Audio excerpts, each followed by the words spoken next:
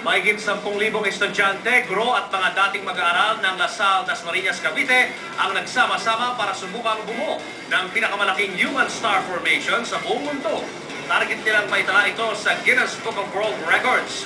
Ang kakaibang bituin ng Lasal sa pagpapatrol ni Marco Logan. Come on sa Great Lasalian Festival. Nagsanib ang kulay berde at puti sa kakaibang display of brotherhood and unity. Ang pagbuo ng tinawag nila Great Lasalian Human Star. I believe we have reached more than 10,000 people for this. Pinuno ng mga excited na mga estudyante at faculty ang loob ng ipinorma nilang star sa Lasal Oval na may sukat na 2,145 square meters. Ang diameter ng star ay may sukat na 71 meters. At nang makumpleto ang tao sa oval, eto na ang human star, Animong Lasal!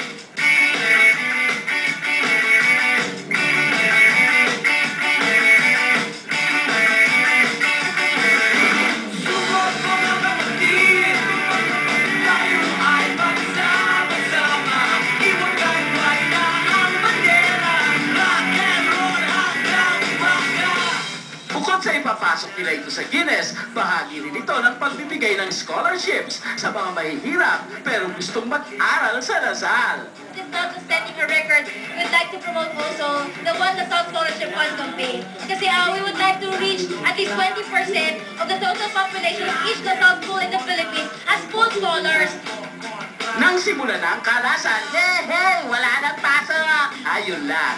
Kahit di daw ito may pasok sa Guinness, masaya na rin sila. Pwede rin kasi nila itong entry sa kategoryang Biggest Human Gathering ng mga nakapayong.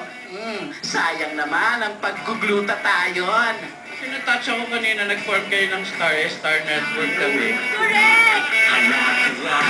Mark Logan, Patrol ng Pilipino.